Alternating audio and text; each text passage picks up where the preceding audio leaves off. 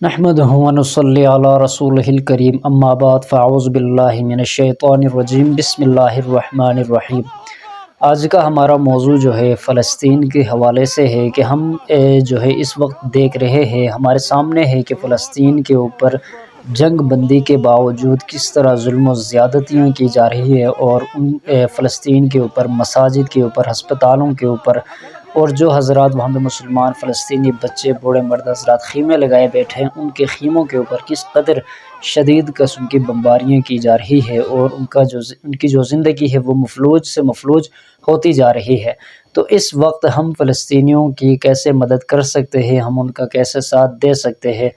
اس میں سب سے پہلی بات یہ ہے کہ ہم اپنی خصوصی دعاؤں میں ان کو یاد رکھیں، ان کے لیے دعائیں کریں، اور اسرائیل کی جو ہے بربادی کے لیے دعا کریں، دشمن اور ظالم کی بربادی کے لیے دعا کریں، مظلوم فلسطینیوں کے غلبے کے لیے ہم دعا کریں۔ اس کے ساتھ ساتھ جیسے کہ آپ سب حضرات کے سامنے ہے کہ فلسطینیوں کے پاس نہ ان کے گھر موجود ہے، نہ ان کے مال و اسباب موجود ہے، نہ ان کے بال بچے ہیں، کوئی ماں سے بچھڑا ہوا ہے، کوئی بھائی سے بچھڑا ہوا ہے، کوئی باپ سے، کوئی بہن سے، اس طرح ہر ایک جدا جدا ہے، تنہا تنہا وہ رہ چکے ہیں۔ تو اس صورت میں ان کے پاس جو ہے رہنے کے لیے مکان کی ضرورت ہے، کھانے کے لیے خوراک کی ضرورت ہے، پہننے کے لیے کپڑوں کی ضرورت ہے۔ لہٰذا عید سے پہلے اور عید کے دن بھی جس طرح ہم یہاں اپنے اپنے علاقوں میں جس طرح ہم دوسروں کا ساتھ دیتے ہیں، فطرانہ دیتے ہیں، زکوٰۃ دیتے ہیں، صدقات دیتے ہیں، تو ہم جتنے بھی ہمارے بس میں ہوں اپنی وساطت کے مطابق ہم جو ہے تحقیق کر کے جو ہمارے علاقے میں جو بھی حضرات مخیر حضرات ہوں گے،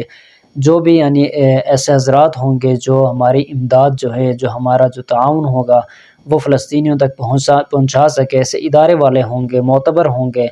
جو ہمارے جان پہچان والے ہوں گے، ان کے پاس ہم جو ہے اپنے عطیات کو جمع کریں، اور ان کو یہ بات ہم بتا دیں کہ یہ ہماری جو یہ مدد ہے، یہ ہم نے فلسطینیوں کے لیے مدد کی، یہ ہمارا جو تعاون ہے یہ فلسطینیوں تک پہنچ جائے۔ تو اس طرح ہم کوئی مالی تعاون اگر ان کے ساتھ کریں گے، انشاءاللہ تعالیٰ ان کے لباس کا انتظام ہوگا، کھانے کا انتظام ہوگا، تو وہ انشاءاللہ تعالیٰ اس وقت جو ہے شدید بھوک کی حالت میں بھی ہے اور پریشانی کے عالم میں بھی ہے۔